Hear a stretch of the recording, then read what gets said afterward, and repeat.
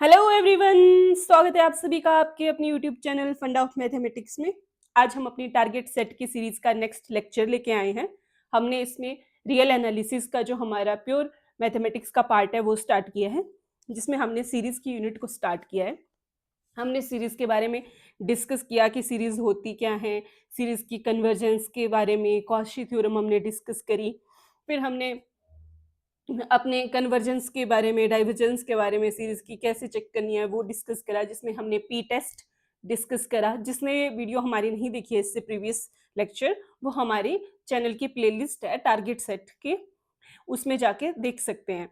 तो हमने लास्ट जो टॉपिक जहाँ पे हमने अपना लेक्चर एंड किया था वो क्या डिस्कस किया था, हमने डिस्कस किया था कंपैरिजन टेस्ट। तो आज का हम ये अपना लेक्चर वहीं से स्टार्ट करेंगे, तो बने रहिए हमारे साथ वीडियो में। चलिए स्टार्ट करते हैं।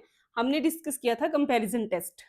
हमने बोला था कि अगर हमारे पास कोई सीरीज है जो पॉजिटिव टर्म्स की सीरीज है, तो वहां पे जो ए एन होगा वो लेस देन इक्वल टू, अगर सी एन के है फॉर ऑल एन, जिसके लिए हमारे पास एन नॉट कोई एक ग्रेटेस्ट इंटीजर एग्जिस्ट करेगा, तो हमारी जो सीरीज सी एन है अगर वो कन्वर्ज करेगी तो हमारी सीरीज ए एन भी कन्वर्ज करेगी। और सेम हमारा रिजल्ट डाइवर्जेंस के लिए भी था। अब ये हमने डिस्कस किया था, लेकिन मैं आपको इसको मतलब एक प्रॉपर कंडीशंस के साथ थोड़ा डिटेल में इलेबोरेट करके यहाँ से कुछ पॉइंट्स, एक रिजल्ट्स के थ्रू इसको, इसकी हर एक वैल्यूज के लिए कब कन्वर्ज डाइवर्स, कब अगर condition A N C N की ग्रेटर की रहती है, एल एस की रहती है, उन सब के लिए एक एक कंडीशन के लिए मैं आपको अच्छे से एक्सप्लेन करवा देती हूँ। क्योंकि जब भी हम एमसीक्यू देखते हैं बेटा, तो जो वो कंडीशंस होती हैं वो वहाँ पे प्रॉपर लिखा होता है कि अगर ए एन ग्रेटर है और सी एन से, तो हमारे पास क्या ये कंडीशन होल्ड करेगी। तो जब हमें एमसीक्यू करने होते हैं या एमएसक्यू करने होते हैं, तो ये छोटी छोटी चीज़ें जो होती हैं वो बहुत इंपॉर्टेंट रोल प्ले करती हैं। और हमें पता ही है कि हमारा जो रियल एनालिसिस है वो थोड़ा थ्योरेटिकल पार्ट रहता है, रिजल्ट्स और थ्योरम्स पे ज़्यादा बेसिस रहते हैं इसके। तो हम इसको अच्छे से डिस्कस करते हैं। तो ये डेफिनेशन तो हमने डिस्कस कर ली थी, अब मैं इसको कंप्लीट डिटेल में आपको बताती हूँ। तो जब ए एन और बी एन मेरे पास, या वहाँ पे सी एन लिखा था लास्ट डेफिनेशन में, डजेंट मैटर, ए एन और बी एन ले लिया। यहाँ पे हमें दो सीरीज ही लेनी है, चाहे ए एन सी एन ले लो, चाहे ए एन बी एन ले लो। मैंने यहाँ पे ए एन बी एन ली है, तो दो पॉजिटिव टर्म की सीरीज है रियल नंबर की। तो हमारे पास क्या रहेगा बेटा, हमारे पास क्या रहेगा कि अगर हमारे पास ये जो ए एन है ये स्मॉलर इक्वल टू है के इंटू बी एन के, जहाँ पे हमारा एन जो होगा वो ग्रेटर और इक्वल टू हमारा एम होगा। और एम क्या है, ये ग्रेटर होगा नेचुरल नंबर से, या एन बिलोंग करेगा नेचुरल नंबर के सेट को। तो अब ये जो, ऐसा समझ के चलो आपकी ये जो हमारा एन होता है ये इससे बड़ा रहेगा हमारा एम। हमारे पास जैसे हर एक नेचुरल नंबर है, जैसे 1 है, 2 है। अब मैं अगर बहुत आगे का कोई बड़ा सा नंबर भी ले लूँ, जैसे मैं 50 करोड़ नंबर ले रही हूँ, तो उसके बाद भी हमारे पास उसके नेक्स्ट भी एक नेचुरल नंबर एग्जिस्ट करेगा ही, जैसे 50 करोड़ 1, तो वो भी एग्जिस्ट कर रहा है। तो ऐसे ही अगर हमारे पास हमेशा उसके लिए एक बड़ा वाला जो नंबर एग्जिस्ट करता है, तो वो हमने इसको रिप्रेजेंट करके रखा है। तो हमारे पास ये जो रिजल्ट मैंने नीचे यहाँ पे मेंशन करे ना बेटा, यहाँ से हमें कंडीशंस बनती हैं हमारी एमसीक्यू की। अगर मेरे पास summation B, sorry series B N है, अगर वो मेरी कन्वर्जेंट है, तो हमारी सीरीज ए एन भी क्या होगी, कन्वर्जेंट होगी। तो यहाँ से हमें क्या मिल रहा है कि अगर हमारा B N less than infinity आ रहा है, तो जो हमारा ए एन होगा वो भी लेस देन इंफिनिटी आएगा। अब कोई ऐसी कंडीशन आपको दे दी है, जैसे स्टेटमेंट में दे दिया कि A N less than infinity और B N greater than infinity है। ऊपर तो सही लिखा है कि ए एन बी एन जो है वो कन्वर्जेंट है, अगर बी एन कन्वर्जेंट है तो ए एन भी कन्वर्जेंट है। लेकिन साइड में जैसी कंडीशन देते हैं कि अगर इसकी वैल्यू इंफिनिटी से कम है तो दूसरे की इंफिनिटी से ज्यादा है, तो यहाँ पे ही आपने देख लेना है कि वो वहीं पे गलत हो जाएगा, क्योंकि दोनों के लिए हमारे पास क्या होनी चाहिए, सिमिलर कंडीशन होनी चाहिए बेटा। अगर हमारा बी एन भी लेस देन इंफिनिटी आ रहा है तो ए एन भी हमारा क्या आएगा, लेस देन इंफिनिटी ही आएगा। और सिमिलरली दूसरी कंडीशन क्या कह रही है कि समेशन अगर ए एन डाइवर्जेंट है तो बी एन भी डाइवर्जेंट हो जाएगी। और अगर ए एन इंफिनिटी के बराबर है हमारे पास, तो बी एन भी इंफिनिटी के बराबर आएगी। अब रिजल्ट को आपने बस ध्यान से देखना होता है, एक कंडीशन सही दी है, अगर दूसरी गलत दी है वहाँ से जो रिजल्ट हमारे पास निकल के आ रहा है वो गलत दिया है, तो हमारा ऑप्शंस क्या हो जाते हैं, वो गलत हो जाते हैं। मूविंग टू द नेक्स्ट जब बेटा इस तरीके से आपके पास हम लिमिट निकालें इसकी, जैसे limit N approaches to infinity करते हैं, अगर A N upon B N zero के इक्वल आ रहा है हमारे पास, अगर A N upon B N हमारे पास दो सीरीज के लिए अगर वो डिवाइड में इक्वल टू जीरो आ रही है, तो हमारे पास क्या कंडीशन आ रही है बेटा, हमारे पास क्या आ जाएगा कि बी एन जो होगा वो लेस देन इन्फिनिटी होगा, तो ए एन भी लेस देन इन्फिनिटी होगा, और वो क्या इंप्लाई करेगा कि बी एन हमारा क्या हो जाएगा, कन्वर्जेंट हो जाएगा, तो ए एन भी कन्वर्जेंट। अब इसको देखो बेटा, अगर यहाँ से अगर आपको ऐसे याद ना रहे, अब यहाँ पे एक कंडीशन ये भी होती है कौन सा बड़ा है और कौन सा छोटा है।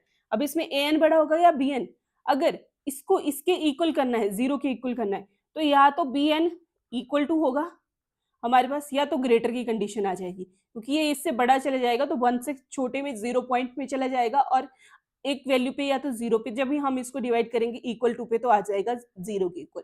तो हमारे पास क्या कंडीशन आनी चाहिए कि ये वाली जो टर्म होनी चाहिए ना बेटा हमारी, ये बड़ी रहनी चाहिए। अब यहाँ से ये रिजल्ट निकल रहे हैं, अगर सेम डाइवर्जेंट के लिए भी वही रिजल्ट होल्ड करेगा कि अगर ये इन्फिनिटी के इक्वल कर देगा, अगर इन्फिनिटी के बराबर आएगा, तो बी एन भी हमारा किसके इक्वल आ जाएगा, इन्फिनिटी के। ये बस आपको पॉइंट्स थोड़े ध्यान में रखने हैं, इसलिए मैंने को थोड़ा इलेबोरेट करके रखा है। अब एक कंडीशन थी अगर ये हमारा जीरो के इक्वल आ रहा था, अब मैं बोल रही हूँ कि अगर मैं इसकी लिमिट निकाल रही हूँ, तो मेरे पास सॉरी ए एन अपॉन बी एन जो है वो इक्वल्स टू आ रहे हैं हमारे इन्फिनिटी के इक्वल। अगर ए एन बी एन हमारे इन्फिनिटी के इक्वल आ रहे हैं बेटा, तो अब इस कंडीशन को होल्ड करने के लिए हमारे पास क्या निकलनी चाहिए, ए एन और बी एन का आपस में रिलेशन। अगर इन्फिनिटी में जा रहा है, बड़ी टर्म की ओर भाग रहा है, तो मेरे पास क्या होना चाहिए, ए एन हमेशा ग्रेटर होना चाहिए बेटा बी एन से। अगर ए एन बी एन से बहुत बड़ा होगा तभी इन्फिनिटी की ओर, अगर हम लॉन्गर लार्जर वे में कॉन्टेक्स्ट में देखते हैं, जैसे बहुत हायर हायर नंबर जिनको हम इन्फिनिटी के क्लोज क्लोज रखें, तो ये इन्फिनिटी की ओर तभी जाएगा अगर हमारा ए एन जो हो वो ग्रेटर देन बी एन आएगा। अब इसमें हमारे पास कंडीशन क्या आ जाएगी, वही कंडीशन कि ए एन हमारा कन्वर्जेंट होगा, तो बी एन भी हमारा बी एन भी हमारा क्या हो जाएगा, कन्वर्जेंट हो जाएगा। तो यहाँ से क्या आ रहा है कि ए एन हमारा लेस देन इन्फिनिटी होगा, तो बी एन भी क्या हो जाएगा, लेस देन इन्फिनिटी होगा, और ये रिजल्ट कहाँ पे भाग रहा है हमारा, इन्फिनिटी पे, इन्फिनिटी के इक्वल जा रहा है। सिमिलरली अगर डाइवर्जेंट है तो डाइवर्जेंट रहेगा, लेकिन आपने पहले चेक करने का देख लेना कि अगर ए एन कन्वर्जेंट है तो वो इंप्लाई कर रहा है कि बी एन कन्वर्जेंट है। और डाइवर्जेंस के लिए किसको देख रहे हैं पहले, कि अगर ये लोअर वाला बी एन हमारा डाइवर्जेंट है तो वो इंप्लाई करेगा हमारे पास कि ए एन हमारा डाइवर्जेंट हो। Sorry, moving to the next condition क्या बोल रही है बेटा, कि अगर हमारा, अब तो जा रहे थे या तो इन्फिनिटी में जा रहे थे या तो जीरो पे जा रहे थे, अब हम मान लेते हैं कि हमारा जा रहा है किसी पॉइंट एल के ऊपर, ए एन अपॉन बी एन हमारा कहाँ जा रहा है बच्चा, एल के ऊपर, जहाँ पे एल ना ही जीरो है और ना ही हमारा एल इन्फिनिटी है, मतलब कोई नंबर है हमारा फाइनाइट। तो ये कंडीशन क्या बोलेगा, इसमें if and only if condition लगेगा। अब जो आप बाकी के रिजल्ट है ना बच्चे उसको देखो, तो इनमें कहीं पे भी आपको इफ एंड ओनली इफ नहीं दिख रहा था, इसमें दिख रहा था कि अगर वी एन कन्वर्जेंट होगा तो इंप्लाई करेगा ए एन कन्वर्जेंट है। पर डाइवर्जेंस के लिए किसको देख रहे थे कि ए एन अगर डाइवर्जेंट हुआ तो बी एन डाइवर्जेंट हुआ फर्स्ट केस में। दूसरे केस में भी हमने इसी तरीके से देखा, लेकिन अब यहाँ पे क्या कंडीशन आ रही है, यहाँ पे क्या कंडीशन आ रही है हमारे पास कि इफ एंड ओनली इफ हमारे पास आ रहा है, हमारे पास इफ एंड ओनली इफ की कंडीशन आ रही है। तो इफ एंड ओनली इफ के लिए हमारे पास क्या आ जाएगा कि अगर ए एन मेरा कन्वर्जेंट आ रहा है तो वो कब होगा, इफ एंड ओनली इफ की कंडीशन है कि एक होगा तभी दूसरा होगा, अगर दूसरा होगा तभी पहला होगा, वी एन इज कन्वर्जेंट। तो आप if and only if result हमारा इसमें आएगा, और अगर इसमें जो ए एन अगर इन्फिनिटी से लेस है तो वो कब होगा, जब इफ एंड ओनली इफ हमारा बी एन भी इन्फिनिटी से छोटी होगी सीरीज। तो इस तरीके से ये जो जब भी हमारा किसी एक पर्टिकुलर पॉइंट पे कन्वर्स करता, पर्टिकुलर पॉइंट के इक्वल आ जाएगी हमारी लिमिट वाली ये वाली जो वैल्यू है बेटा, तो हमारा क्या आ जाएगा, इफ एंड ओनली इफ की कंडीशन जो है वो होल्ड करेगी। और एल यहाँ पे ना ही जीरो रहता है हमारे पास, ना ही इन्फिनिटी रहता है।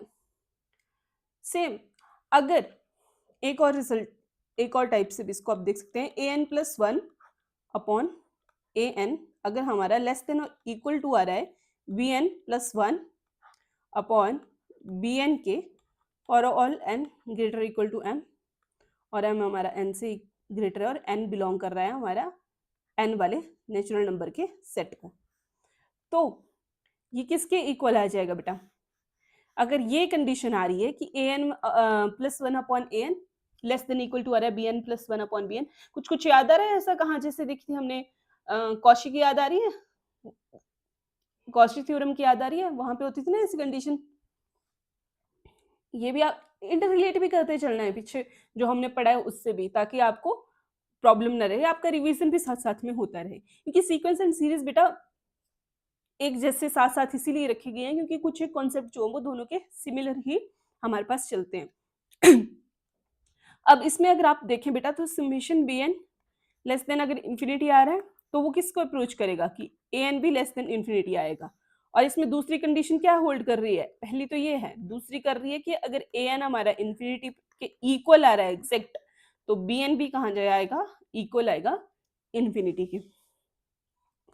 क्लियर, आपको ये रिजल्ट्स ये इस तरीके से स्टेटमेंट को तोड़ के एक एक जो पॉइंट निकलते हैं ये आपको पता होना बहुत इंपॉर्टेंट रहते हैं। अब हम क्वेश्चंस प्रैक्टिस करते हैं बेटा, मैंने कहा था कि मैं इसके आपको अच्छे क्वेश्चंस प्रैक्टिस करवाऊंगी ताकि आपको कोई प्रॉब्लम ना आए, इसलिए हमने उस लेक्चर को वहीं पे एंड किया था। आज ज़्यादा नहीं करेंगे, हम 2-3 ही टेस्ट करेंगे लेकिन अच्छे से करेंगे। कन्वर्जेंस को चेक करना है हमें फॉलोइंग सीरीज की, ठीक है, हमारे पास सीरीज दी गई है बेटा। अब इस सीरीज को मैं किस तरीके से लिख सकती हूँ, हमारे पास क्या सीरीज दी गई है, हमारे पास सीरीज दी गई है 1/1 इंटू 2 इंटू 3, 3/2 इंटू 3 इंटू 4, और फिर उसके बाद क्या रही है हमारे पास 5/3 इंटू 3। अब जब भी हमने इस तरीके के क्वेश्चन को सॉल्व करना होता है, मैं सीरीज नहीं लिखती हूँ, आपको तो सबसे पहले ये सीरीज चलो मैं लिख लेती हूँ, इस तरह से लिख लेनी है बेटा। आपको एग्जाम में नहीं लिखनी है कि मैं लिख ले रही हूँ एक्सप्लेन करने के लिए, उस टाइम तो स्क्रीन पे ऑनलाइन पेपर रहता है तो फटाफट देखिए और करते गए, नेट का ऑनलाइन रहता है, सेट का तो ऑफलाइन ही रहता है। अब देखो बेटा इसको कैसे करना है, इसको एक जर्नलाइज्ड फॉर्म में तो हमें लिखना पड़ेगा एन के फॉर्म में, तो इसको क्या लिख सकती हूँ, 1 पे जा रहा है, फिर 3 पे जा रहा है, फिर 5 पे जा रहा है।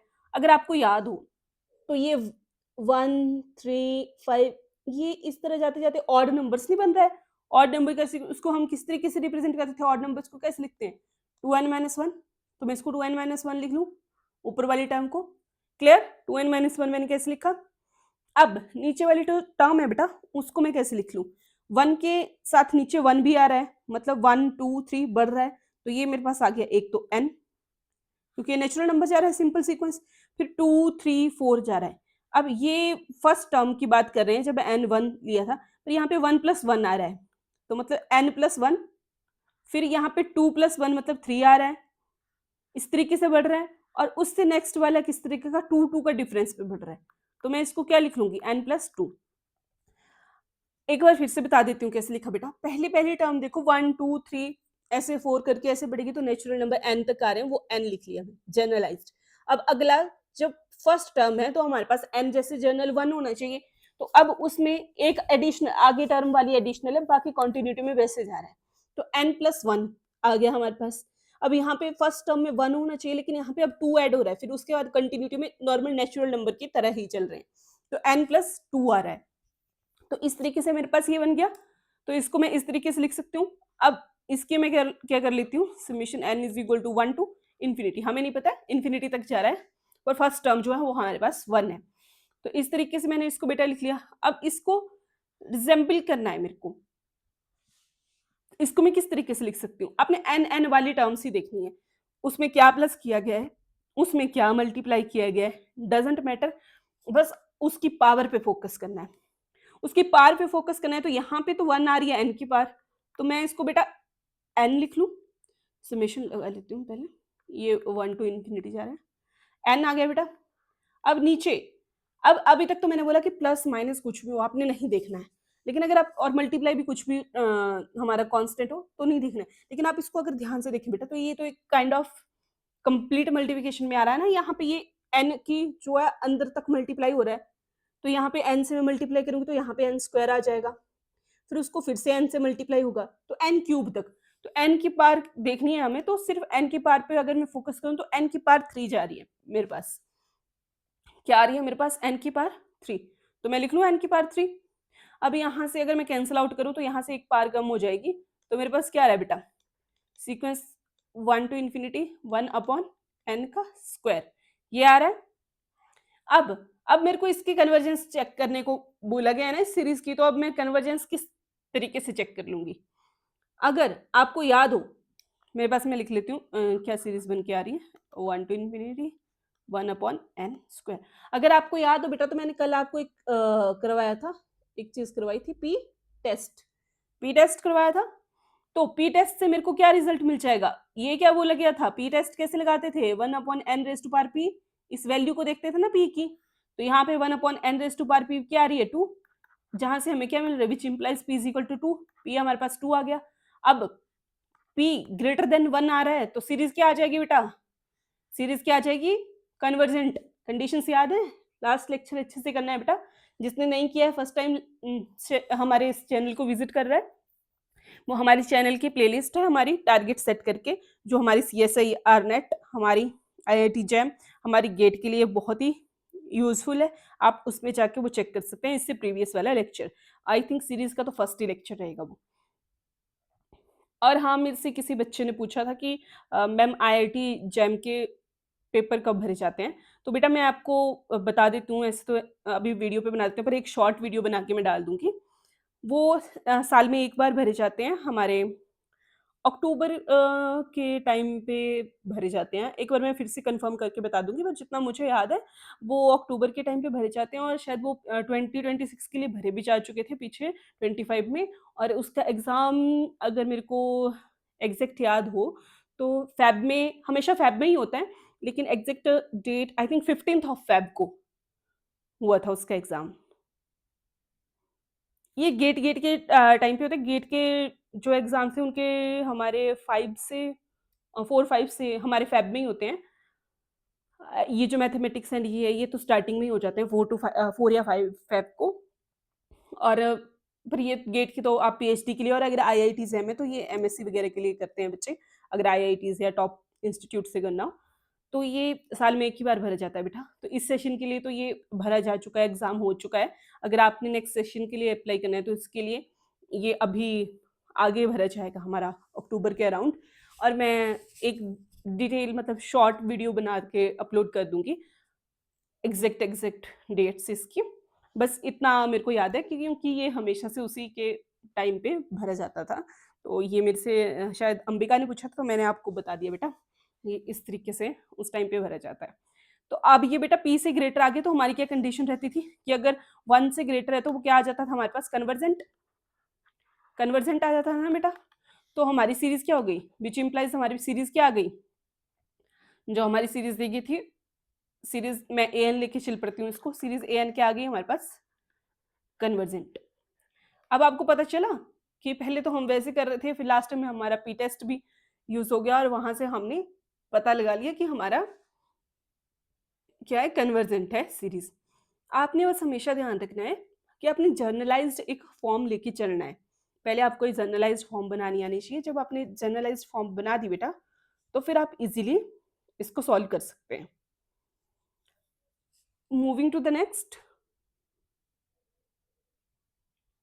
नेक्स्ट हमारे पास क्वेश्चन क्या आ रहा है बेटा, हमारे पास आ रहा है √1/5 plus √2/7 plus √3/9 plus up to so on. अगर आप ऊपर वाली टर्म्स देखो बेटा, सिर्फ ये ऊपर ऊपर वाली टर्म्स देखो आप इनको, तो ये 1 2 3 4 नेचुरल नंबर जा रहा है, एन हमने जनरलाइज्ड फॉर्म लिखनी है ना क्योंकि, पर ये जा रहा है अंडर रूट के साथ, तो मैं इसको लिख लूँ अंडर रूट एन, लिख सकती हूँ मैं इस तरीके से। नीचे वाले टर्म्स को अगर आप बेटा देखें तो 5 आ रहा है, फिर 7 आ रहा है, फिर 9 आ रहा है, तो तो ऑड नंबर रहे हैं, तो हमारा जनरल क्या था, ऑड नंबर 2n प्लस 1 रहता है, तो 2n प्लस, पर 1 नहीं हो रहा है क्योंकि 3 नहीं आ रहा है। तो अगर मैं फर्स्ट टर्म को देखूं तो 2n 2 इंटू 1, क्योंकि फर्स्ट टर्म पे तो n 1 आएगा, उसमें कितना ऐड हो रहा है, 2 इंटू 1 2 प्लस 3 ऐड हो रहा है। दूसरी को भी चेक कर लेती हूँ, तो 2 पे 2 इंटू 2 4 प्लस 3 7 आ रहा है, ओके। 3 into 2 6 plus 3 9, okay. तो मेरे पास क्या आ रहा है, जनरलाइज्ड 2n प्लस 3, लग गया पता। इस तरीके से लिखना है आपने, 2n प्लस 3 आ रहा है नीचे। अब हम इसकी सीरीज के फॉर्म में इसको लिख लेते हैं। ये हमारे पास जाएगी 1 टू इन्फिनिटी एन की वैल्यू, क्योंकि सो ऑन जाती रही है, तो हमें नहीं पता कहाँ तक जा रही है, इनफाइनाइट टर्म तक जा रही है। अब इसको मैं जनरलाइज करके ऐसे लिख सकती हूँ बेटा, मेरे को एन एन वाली टर्म पे सिर्फ फोकस करना है, एन एन वाली पावर्स पे फोकस करना है। तो ये तो आ गया under root N upon N. अब बेटा आपको अगर पता हो तो under root N into under root N किसके इक्वल आ जाता है बेटा, हमारा एन के इक्वल आता है। तो मैं लिख सकती हूँ इसको under root N upon under root N into under root N, यहाँ से कैंसिल आउट हो गया, मेरे पास आ रहा है 1 upon under root N, 1 upon under root N आ रहा है। तो मेरे पास क्या रहा है बेटा, 1 upon under root N, sorry मैं 2 ही लिखने लग गई थी, तो इसको मैं क्या लिख सकती हूँ, एन की पावर 1/2। अब पी टेस्ट याद आ रहा है, पी टेस्ट अभी किया, अभी 1 upon N raise to power P, तो यहाँ से पी की वैल्यू क्या आ रही है, 1/2, 1/2 आ रही है।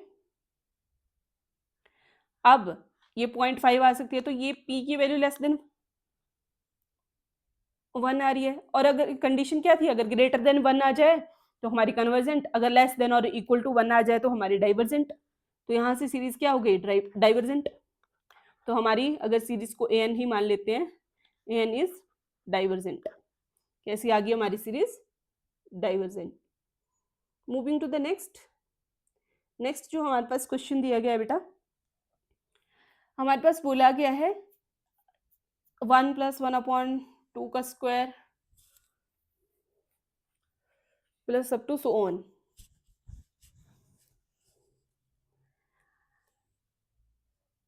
अब इसको आपने सॉल्व करना है। मुझे लगता है ये मैं आपको होमवर्क में दे दूं, आप लोग सॉल्व करेंगे क्या इसको, ठीक है, इसको आप लोग सॉल्व करना। ये जो क्वेश्चन नंबर 3 है, इसको आप सॉल्व करके कमेंट बॉक्स में आंसर देना। इजी है बेटा, कमेंट बॉक्स में आपको इसका आंसर देना है। कमेंट बॉक्स में आंसर देना है, मुझे बताना है कि किस तरीके से ये सॉल्व हो रही है, क्या आ रहा है आपके पास answer. Wait wait wait, 1 same,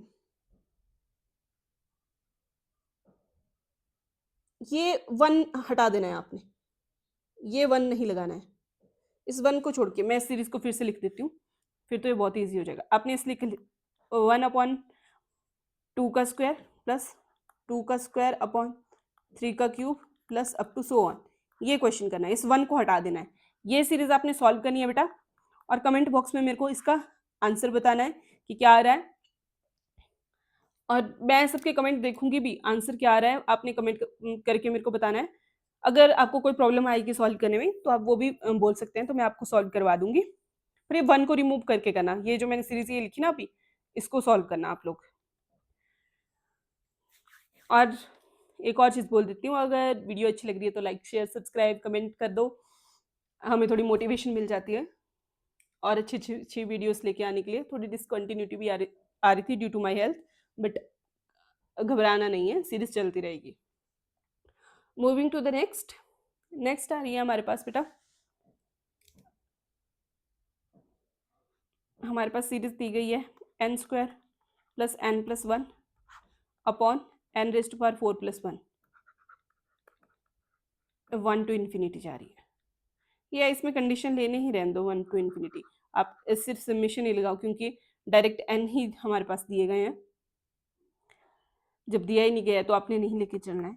अब यहाँ पे हमारे पास क्या आ जाएगा बेटा, जब भी इसको सॉल्व करेंगे तो क्या आ जाएगा हमारे पास, क्या कंडीशन आ रही है यहाँ पे। अगर इसको एक और तरीके से भी आप कर सकते हैं, कैचिंग द, आपने ये करना है जो first term, catching the first term, उससे भी आप सॉल्व कर सकते हैं। उसमें क्या करते हैं बेटा, सिर्फ आपने फर्स्ट टर्म पे फोकस करना।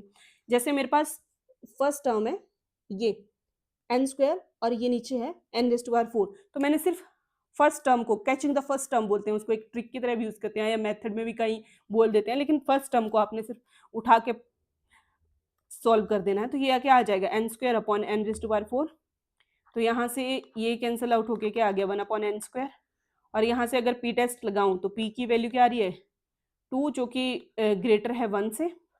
तो मेरे पास सीरीज क्या आ जाएगी, कन्वर्जेंट, कन्वर्जेंट आ जाएगी ना। आप इस तरीके से भी सॉल्व कर सकते हैं।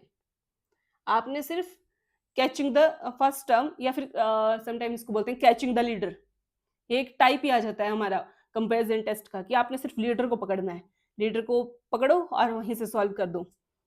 और ये जो होता है ये हमारा एज अ ट्रिक भी हम यूज करते हैं क्वेश्चंस को फटाफट, अच्छा देखा, हाँ फर्स्ट टर्म्स, सॉल्व इट, हो गया सॉल्व, नो प्रॉब्लम।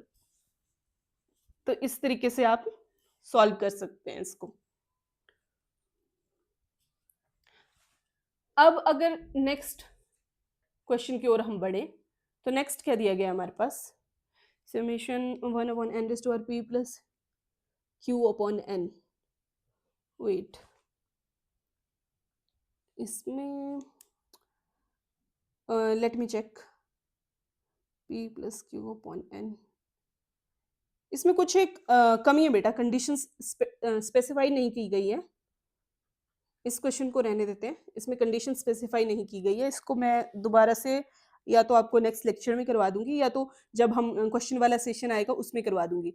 इसमें कुछ एक टर्म्स स्पेसिफाइड नहीं है, कंडीशंस। लेकिन फोर्थ वाले को आपको पता चल गया ना, कैचिंग द लीडर वाला, इसको भी ध्यान में रखना। ये भी एक अच्छा तरीका होता है क्वेश्चन निकालने का, जस्ट 2 सेकेंड में आपका क्वेश्चन सॉल्व हो गया। मूविंग टू द नेक्स्ट, ये क्वेश्चन मैंने स्पेशली डाला है लॉग वाला, ये हमारा गेट में क्वेश्चन आया हुआ है, और जैम में भी ऐसे क्वेश्चन आते हैं, नेट में तो ऐसे क्वेश्चन अक्सर देखने को हमें मिल जाते हैं। और ये कंडीशंस इसकी मेंशन की गई है, हमें बताना है कि कंडीशन ऑन एक्स बतानी है, कन्वर्जेंस के लिए एक्स की क्या कंडीशन होनी चाहिए। मतलब बेसिकली बेटा आपने क्या बताना है, क्वेश्चन थोड़ा अलग से है ये थोड़ा हटके। अभी आपने कन्वर्जेंस और वो नहीं बताना है, आपने बताना है कि क्या कंडीशन रहेगी कि एक्स हमारा कन्वर्जेंट आ जाए। तो चलो डिस्कस करते हैं इसको। क्या दिया गया है, m is equal to 2 to infinity दिया गया है, x log m, ये दिया गया है बेटा।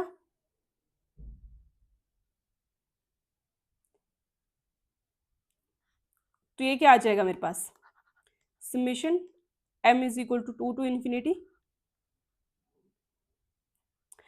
अब एक minute, m log x, log m नहीं आना चाहिए था, ये x और m, okay, m log x इस तरीके से लिखा होना चाहिए। वेट वेट वेट, ये आज पीडीएफ में बड़ा गड़बड़ हो गया है, मिस प्रिंट चेक करना ही भूल गई हूँ शायद मैं।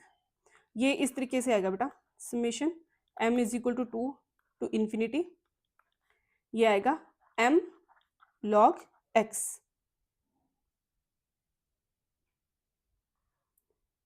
इस तरीके से लिख सकती हो ना, या इसको, हाँ इसको ऐसे भी रहने दो आप, इसको m को जब इधर लेके आओगे तो ये ऊपर x, ओके ठीक है, m log x आ रहा है हमारे पास। तो यहाँ से क्या आ जाएगा, m अगर 2 टू इन्फिनिटी जा रहा है, तो अब इसको ध्यान से सुनो, ये एक साइड में मैं करवा देती हूँ आपको। ये है मेरे पास m log x।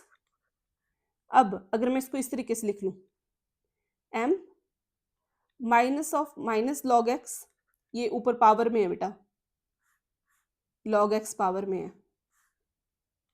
ये मैंने किस तरीके से लिख दिया, log x पावर में है, ये इसकी पावर में है, तो ये माइनस ऑफ माइनस हो जाएगा, तो मैं इसको इस तरीके से लिख सकती हूँ, इसकी -1 अगर इसको इस तरीके से कंसिडर करें माइनस ऑफ ये, तो मेरे पास आ जाएगा 1 upon log minus log of m, यही आएगा। तो इसको अब यहाँ पे देखना मैंने कैसे लिखना है इसको, 1 अपॉन m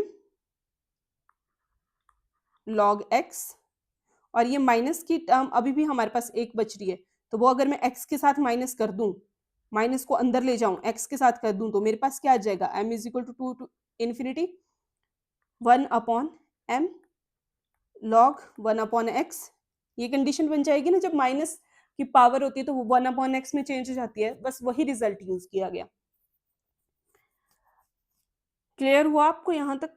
आई थिंक मैं एक बार फिर से करवा देती हूँ ताकि आपको कोई इशू ही ना रहे। इसको ध्यान से देखना बेटा, मैं फिर से करवा रही हूँ क्योंकि थोड़ा कंफ्यूजन वाला हो गया ये।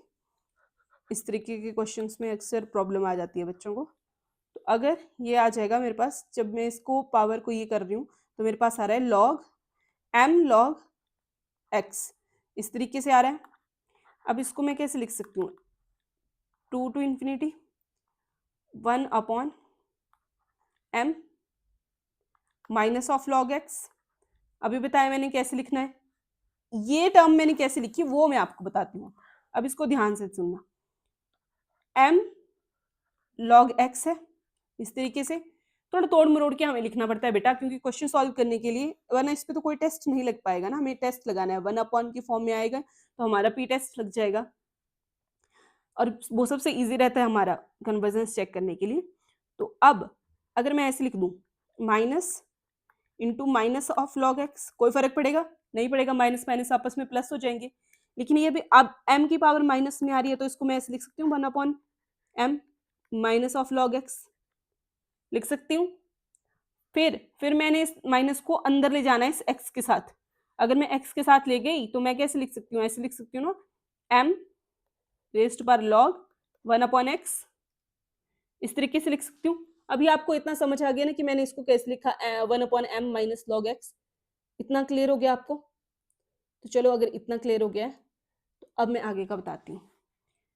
1 upon m minus of log x आ गया, इसको मैं अंदर ले गई x के साथ, तो x भी 1 अपॉन में आ जाएगा, तो ये आ गया m लॉग 1 अपॉन x। अब ये आ रही है, अब हमें x के लिए कंडीशन निकालनी है ना बेटा, तो हम इस लॉग x को पकड़ेंगे, सिर्फ इस वाली टर्म को, p जो हमारी p टर्म है। अब लॉग 1 अपॉन x आ रहा है हमारा p की वैल्यू, और लॉग 1 अपॉन x हमारा ग्रेटर देन 1 नहीं आएगा। तो जब ये ग्रेटर देन 1 आएगा, क्योंकि 1 अपॉन x है, तो ग्रेटर देन 1 रहेगा हमारे पास वैल्यू। तो अगर ये ग्रेटर देन 1 है, अगर हम इसको लेके चल रहे हैं, और ग्रेटर देन 1 कहाँ से लिया हमने, क्योंकि x की कन्वर्जेंस के लिए चेक करनी है, और हमें पता है कि p अगर हमारा ग्रेटर देन 1 होगा तभी हम कन्वर्जेंस की कंडीशन होल्ड करेगी। तो आपने p की वैल्यू जो है वो ग्रेटर देन 1 कर देनी है। p की वैल्यू क्या आ रही है, लॉग 1 अपॉन x, उसको मैंने क्या कर दिया ग्रेटर देन 1 कर दिया बेटा। अब ये इस साइड भी मैं अगर लॉग ले लूं और इस साइड भी, तो मेरा लॉग कैंसिल आउट हो सकता है। अब 1 को मैंने लॉग में कन्वर्ट करना है, तो कैसे कन्वर्ट कर सकती हूँ, ये क्या आ जाएगा मेरे पास, log 1 upon X is equal to, equal नहीं, ग्रेटर देन, ग्रेटर वाला सिंबल आगे वाली स्लाइड में करती हूँ। मेरे पास क्या आ रहा था बेटा, मेरे पास आ रहा है log 1 upon x greater than 1 आ रहा है, एक मिनट, ओके। अब log 1 अपॉन एक्स, इसको भी log में चेंज कर दूं मैं, तो क्या आ जाएगा, इसको लिख सकती हूँ 1 को log e, लिख सकती हूँ ना मैं, ये वैल्यू 1 आएगी हमारे पास, log e लिख दिया मैंने 1 को, तो log से log कैंसिल आउट हो गया बेटा। जब log से log कैंसिल आउट हो गया तो 1 अपॉन एक्स किसके ग्रेटर आ रहा है, e के। तो हमारे पास कंडीशन क्या, x की कंडीशन निकालनी है, तो x किसके लेस देन आ जाएगा, क्योंकि जब भी हम अपॉन को रिमूव करते हैं तो इनइक्वालिटी चेंज हो जाती है। तो ये किस में आ गया, 1 अपॉन ई के। तो हमारे पास क्या कंडीशन आ गई बेटा, 1 अपॉन ई क्या होगा, ग्रेटर देन एक्स होगा, और x ग्रेटर देन क्या होगा, 0। तो हमारे पास कंडीशन क्या आ रही है, जो हमसे कंडीशन पूछी गई थी वो कंडीशन क्या आ रही है, ये वाली कंडीशन हमसे पूछी गई थी कि x की क्या कंडीशन रहेगी कन्वर्जेंस के लिए। तो x जो है वो 0 से बड़ा होगा और 1/e से छोटा होगा। ये कंडीशन हमारे पास x की होल्ड कर रही है। या आप इसको इस तरीके से ना लिख के इस तरीके से भी लिख सकते हो कि 0 is less than x is less than 1/e, इस तरीके से भी लिख सकते हो, डजेंट मैटर, ये रीअरेंज करके ही लिखा है। क्लियर? आई थिंक अब आपको क्लियर हो गया होगा इसको कैसे करना है। तो नेक्स्ट हमारे पास जो टेस्ट है बेटा वो है रेशियो टेस्ट। अब ये जो रेशियो टेस्ट है ये हमारे पास क्या बोलता है, ये बोलता है कि अगर an कोई पॉजिटिव टर्म की सीरीज है तो हमारे पास कंडीशन क्या रहनी चाहिए, अगर लिमिट n अप्रोच करे इन्फिनिटी को, रुको मैं अलग कलर का पेन ले लेती हूँ, सब कुछ ब्लैक ब्लैक ही हो गया वरना, an प्लस 1 अपॉन an है वो अगर इक्वल टू 1 है, ये कंडीशन है, अगर हमारे पास 1 नहीं होगा ये l होगा। ये आज प्रिंटिंग का बड़ा इशू हो गया, ये l होगा बेटा। अगर ये इक्वल्स टू l आ रहे हैं, अगर l की वैल्यू लेस देन 1 है तो समेशन an क्या हो जाएगी, लेस देन इन्फिनिटी होगी और कन्वर्जेंट हो जाएगी। अगर l ग्रेटर देन 1 आ रहा है तो समेशन जो an हमारे पास सीरीज है, series an greater than infinity हो जाएगी और डाइवर्जेंट हो जाएगी। मतलब अगर l छोटा है 1 से तो कन्वर्जेंट होगी और l अगर 1 से बड़ा है तो डाइवर्जेंट होगी। और अगर l जो है वो 1 के इक्वल आ जाए तो हमारा टेस्ट ही फेल हो जाता है। तो ये हमारा टेस्ट फेल हो जाता है। और अगर हमारा रेशो टेस्ट फेल हो जाए तो हम कोई और टेस्ट लगाएंगे। तो रेशो और रूट टेस्ट का थोड़ा साथ साथ में चलते हैं बेटा। अगर कभी भी क्वेश्चन में आपका रेशो टेस्ट फेल हो रहा है तो आप रूट टेस्ट लगाइए हमेशा, ये मेरी एडवाइस है आपके लिए और ये ट्रिक भी है, आपने हमेशा याद रखनी है। रेशो टेस्ट फेल हो रहा है तो रूट टेस्ट में भाग जाओ। क्लियर? क्या कंडीशन आ रही है? और ये हम बहुत बार कर चुके हैं, n प्लस 1/an, अगर ये इक्वल टू l क्या आ रहा है, 1 पे इक्वल पे l 1 आ रहा है तो टेस्ट फेल, अगर लेस है तो कन्वर्जेंट, ग्रेटर है तो divergent. Moving to the next जो इसके साथ साथ इसका भाई चलता है वो है हमारा रूट टेस्ट। अगर आपको कुछ कुछ याद आ रहे हो तो पी टेस्ट और ये कॉशी की तरह लग रहा है ना कि n प्लस 1/an आ रहा है, वो कंडीशन आ रही है एक, और एक कॉशी वाली की तरह लग रहा है ना, एक an/1/n is equal to l, ये लग रही है ना, कॉशी वाली थ्योरम से पढ़ाई थी, वही रूट रेशियो टेस्ट याद आ रही है। तो इस तरीके से अब हमारे पास क्या बोल रहा है, अगर पॉजिटिव रियल किसी से तो क्या आएगा, लिमिट n करेगा अप्रोचेस टू इन्फिनिटी को, an 1/n is equal to l। अब l अगर लेस देन 1 है तो an क्या हो जाएगा हमारे पास, कन्वर्जेंट। सेम वही कंडीशन, l बड़ा है तो an डाइवर्जेंट। बस करना क्या है कि उसमें an प्लस 1/an ले रहे थे ना बेटा, कंडीशन सेम है, यहाँ पे हम वैल्यू ये ले रहे थे an प्लस 1/an और उसमें वैल्यू ले रहे हैं an raise to power 1/n। अब जब भी ये an raise to power 1/n वाला आता है ये सॉल्व करने में बेटर अप्रोच रहती है। और सेम अगर l 1 के इक्वल आ गया तो टेस्ट ही फेल, टेस्ट फेल। अब इसको मैं एक एग्जाम्पल के थ्रू आपको समझाती हूँ। चलो हम एग्जाम्पल कर लेते हैं, एग्जाम्पल लेके चलेंगे हम बेटा। ओके सीरीज, ठीक है, ये वाली सीरीज लेके चलते हैं। 2 - 1 raise to power n - 1 n-n, ये हमारे पास सीरीज दी गई है, कोई समेशन an है हमारे पास, सीरीज an है हमारे पास। तो इस सीरीज के लिए हमें चेक करना है कि ये कन्वर्जेंट है या डाइवर्जेंट है। तो मैंने अभी बताया कि सबसे बेस्ट अप्रोच क्या रहती है कि आप लो रूट टेस्ट को। तो चलो पकड़ लेते हैं, उसमें क्या बोला था कि हमें क्या करना है, an रेज टू पावर क्या कर देना है 1/n, ये करना है। तो यही कर लेते हैं, 2 रेज टू पावर -1n, इसकी पावर कर देते हैं 1/n। जब ये n अंदर जाएगा ना बेटा तो ये किस तरीके से आएगा, इसको इस तरीके से ले लेते हैं। ये क्या आ जाएगा मेरे पास, limit n approaches to infinity 2 raise to power, यहाँ पे क्या आ जाएगा -1 रेज टू पावर n/n, और दूसरी ये n के नीचे ये बाहर वाला n जब मल्टीप्लाई होके आएगा तो n/n हमारे पास 1 आ जाएगा, ये आ जाएगा। ये इक्वल्स टू 1 आ रहा है, लेकिन यहाँ पे साइन जो है वो माइनस का है, ये ध्यान रखना है आपने। साइन यहाँ पे बीच में इनके माइनस का है। ओके, अब अगर ये -1 n है, इसको देखें तो ये तो बेटा 0 बन जाती है ना हमारे पास टर्म। तो 2 0 -1 ये आ रहा है मेरे पास, और जब ये आएगा मेरे पास तो ये कितना आ जाएगा -1। तो इसको कैसे लिख सकती हूँ मैं 1/2, क्योंकि हमें पता है इनवर्स को हम 1/2 की फॉर्म में लिखते हैं, तो ये लेस देन है बेटा हमारा 1 से लेस देन है। अब हमने अभी पढ़ा था कि अगर आपका 1 से लेस देन है तो कन्वर्जेंट है, और अगर 1 से ग्रेटर है तो डाइवर्जेंट है। तो हमारी सीरीज क्या आ गई, सीरीज क्या आ गई हमारे पास, कन्वर्जेंट। हमारी सीरीज क्या हो गई, कन्वर्जेंट। क्लियर। अब ये तो किया हमने रूट टेस्ट से, क्योंकि ये हमारी बेस्ट और फास्टेस्ट अप्रोच रहती है। अगर मैं इसी सेम को रेशो टेस्ट लगा दूं, मैं, ओ ये इरेजर है, ओके, रेशो टेस्ट लगा रही हूं मैं इसके ऊपर। अब तो रेशो टेस्ट क्या कहता था बेटा हमारा, an वाला, an + 1/an, वही करके लगाते थे हम रेशो टेस्ट। तो लगा लेते हैं, limit n approaches to infinity an + 1/an कर लेते हैं। तो मेरे पास क्या आ जाएगा, 2 - (1) - 1 n + 1 minus n + 1 upon 2 - (1) - n -n। ये आ रहा है मेरे पास। इसको मैं कैसे लिख सकती हूँ बेटा, limit n approaches to infinity जा रहा है हमारा, तो ये क्या आ जाएगा मेरे पास, 2 - (1) n + 1, अलग अलग करके लिख सकती हूँ ना तोड़ के इस तरह से, n + 1,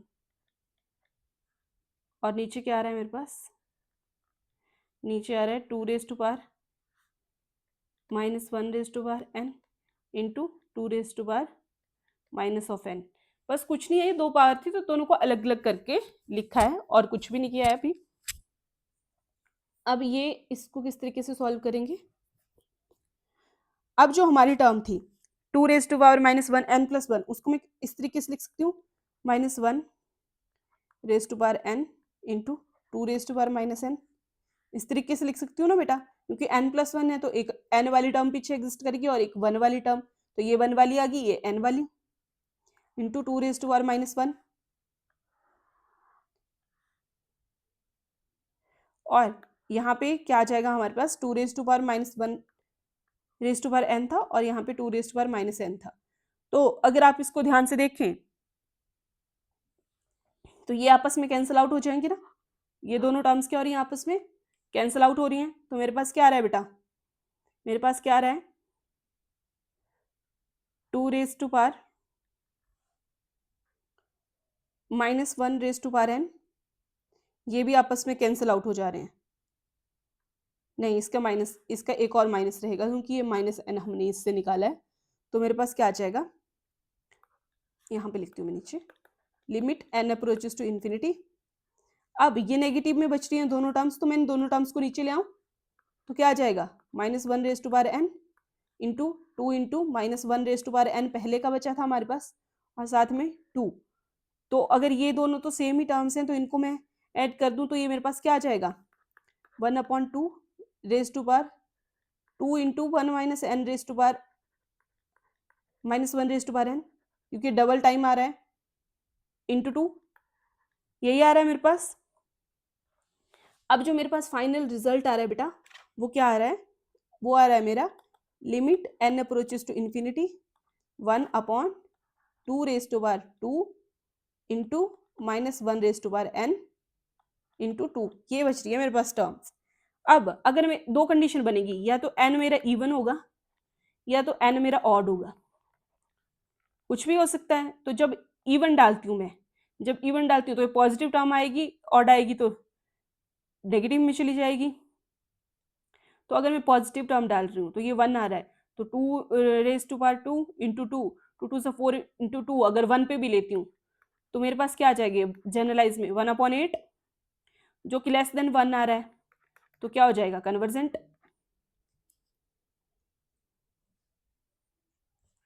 अब दूसरी जो कंडीशन ऑड वाली है उसको मैं अगर लूं तो -1 आया। अगर -1 को करेंगे हम अंदर मल्टीप्लाई तो ये क्या आ जाएगा 1/2 रेज़ टू पावर -2 इंटू 2।